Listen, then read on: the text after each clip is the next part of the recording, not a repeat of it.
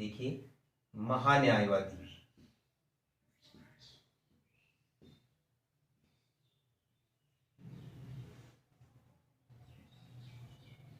महान्यायवादी दोस्तों, महान्यायवादी को अंग्रेजी में the attorney general of India कहा जाता है, यानी द अटॉर्नी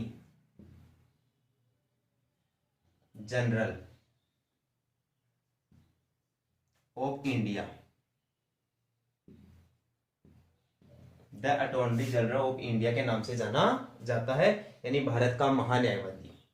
ये जो भारत का महान्यायवादी है, इसका उल्लेख है दोस्तों भारतीय संविधान के आर्टिकल 76 या अनुच्छेद 76 में इसका उल्लेख किया गया है। अनुच्छेद 76 के अनुसार महान्यायवादी भारत का सबसे बड़ा विधि अधिकारी होता है। भारत का सबसे बड़ा विधि अधिकारी होता है।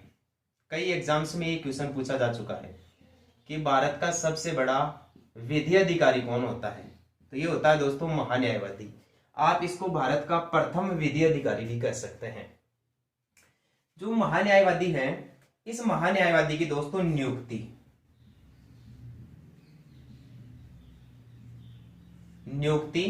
तथा और ये अपना त्याग पत्र वापस, महान्यायवादी की नियुक्ति और त्याग पत्र, ये दोनों काम राष्ट्रपति के द्वारा किए जाते हैं। यानी अनुच्छेद 76 के अनुसार भारत के महान्यायवादी पद पर नियुक्ति का कार्य राष्ट्रपति द्वारा किया जाता है, और जब भी महान्यायवादी को अपने पद का त्याग पत्र देना होता है तो वह राष्ट्रपति को ही देता है। और सबसे बड़ी बात यह है कि भारत का महान्यायवादी राष्ट्रपति के प्रसाद पर्यंत अपना पद ग्रहण करता है। अब कौन व्यक्ति भारत का महान्यायवादी बन सकता है, कि महान्यायवादी बनने के लिए योग्यता क्या होनी चाहिए? सबसे बड़ी योग्यता तो यही है कि वो भारत का नागरिक होना चाहिए। दूसरी सबसे बड़ी योग्यता यह है कि भारत का जो उच्चतम न्यायालय है, जो सर्वोच्च न्यायालय है, जिसे अंग्रेजी में सुप्रीम कोर्ट के नाम से भी जाना जाता है, सर्वोच्च न्यायालय, इस सर्वोच्च न्यायालय का मुख्य न्यायाधीश या फिर कोई भी न्यायाधीश बनने की योग्यता रखने वाले व्यक्ति को राष्ट्रपति के द्वारा भारत का महान्यायवादी बनाया जा सकता है। यानी महान्यायवादी बनने के लिए योग्यता यह है कि सर्वोच्च न्यायालय में न्यायाधीश बनने के काबिल होना चाहिए वो। इसके अलावा आपको ध्यान रखना है कि महान्यायवादी का कार्यकाल, कि महान्यायवादी कितने समय तक अपने पद पर बना रह सकता है, तो इसका कार्यकाल सामान्यतः होता है दोस्तों 6 वर्ष। एक तो ये, दूसरा 6 वर्ष या 65 वर्ष।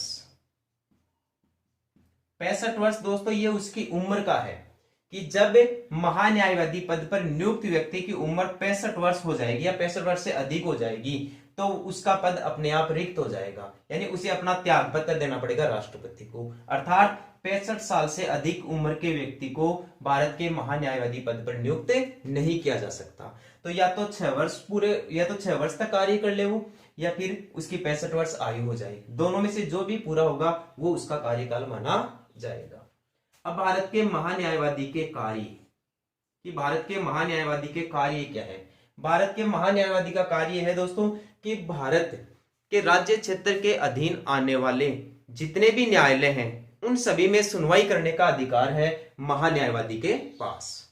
अब महान्यायवादी है, महान्यायवादी ना तो दोस्तों संसद का सदस्य होता है, ये संसद का सदस्य नहीं होता, और महान्यायवादी ना ही मंत्रिमंडल का सदस्य होता है।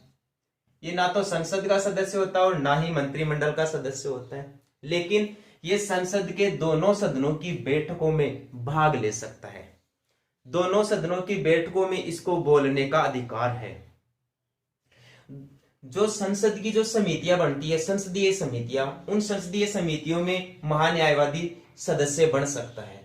लेकिन एक बात का आप विशेष ध्यान रखना कि महान्यायवादी संसद के दोनों सदनों में भाग तो ले सकता है, परंतु यह वोट नहीं कर सकता, परंतु यह वोट नहीं डाल सकता, यानी अपना मत नहीं दे सकता। और यह बात कौन से अनुच्छेद में लिखी गई है दोस्तों? आर्टिकल 88, अनुच्छेद 88। अनुच्छेद 88 के अनुसार महान्यायवादी संसद के दोनों सदनों की बैठकों में भाग तो ले सकता है, बोल सकता है, परंतु वो वोट नहीं कर सकता। किस अनुच्छेद में उल्लेख किया गया है? अनुच्छेद 88 में। जिस प्रकार से भारत का प्रथम अधिकारी या प्रथम विधि अधिकारी महान्यायवादी होता है दोस्तों, वैसे ही राज्यों का प्रथम अधिकारी या राज्यों का जो सबसे बड़ा विधि अधिकारी होता है वो होता है महाधिवक्ता।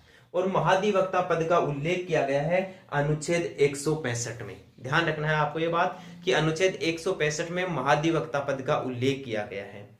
जिस राज्य में महाधिवक्ता की नियुक्ति की जाती है उस राज्य के राज्यपाल के द्वारा वह नियुक्त होता है और महाधिवक्ता अपना त्याग पत्र भी राज्यपाल को ही देता है। धन्यवाद दोस्तों।